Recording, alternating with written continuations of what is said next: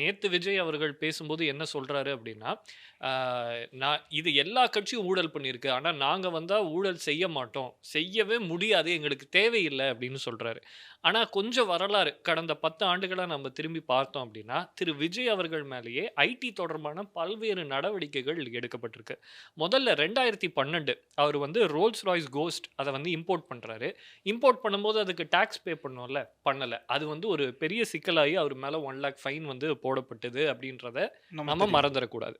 அடுத்தது 2015, 16 புலி படம்னு நெனைக்கிறேன். அந்த டைம்ல ஐடி வந்து அவர் மேல 1.5 crore பெனால்டி வந்து போடுறாங்க. எதுக்கு அப்படின்னா, 15,00,00,000 இவருக்கு வந்து ஒரு வருமானம் வந்திருக்கு. அந்த புலி படத்தின் மூலமா ரெனுமரேஷன். ஆனா, அத வந்து கணக்குல காட்டலன்னு சொல்லப்படுது.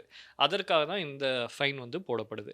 அடுத்தது 2020 பிகில் படம். அந்த படத்தோட சமயத்துல என்ன ஆகுது அப்டின்னா, விஜய் மற்றும் அந்த படத்தினுடைய புரொடியூசர்ஸ், டிஸ்ட்ரிபியூட்டர்ஸ் இவங்களோட வட்டத்துக்குள்ள ஒரு ஐடி ரெய்டு நடக்குது. அதுல பார்த்தா கிட்டத்தட்ட ரூ. 77,00,00,000 அது வந்து பறிமுதல் செய்யப்படுது. இதுல டைரக்ட்டா விஜய் அவர்கள் கிட்ட இருந்து எந்த பணமும் பறிமுதல் செய்யப்படலன்னாலும், அ இப்போ டிஸ்ட்ரிபியூட்டர் ஃபிலிம் பைனான்சியர் கிட்ட இருந்து, புரொடியூசர் கிட்ட இருந்தே பணம் எடுத்திருக்காங்க அப்படின்னு சொன்னா, இவரு யாரோட கூட்டு வச்சிருக்காரு?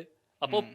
இவரு ஒரு படம் நடிக்கிறாரு. அந்த படம் சார்ந்த விஷயங்கள்லயே இவரால ஒரு சில விஷயத்த தடுக்க இல்லீகல் முடியல. டீலிங்ஸ தடுக்க முடியல அப்படின்னு சொன்னா, கவர்ன்மென்ட் அப்படின்றது எவ்வளோ பெரிய இல்ல, நெட்வொர்க். இல்ல. இதுக்கு அன்றே கமலஹாசன் பதில் சொல்லிவிட்டார். ம். ஏன்னா, அவரு 2021ல தனித்து தேர்தல போட்டியிட்டபோது, "நீங்க ரெட் ஜெயன்ஸ் படத்துலலாம் நடிச்சிருக்கீங்களே" அப்படின்னோனே கோவப்பட்டாரு. "ஏய்! ம்.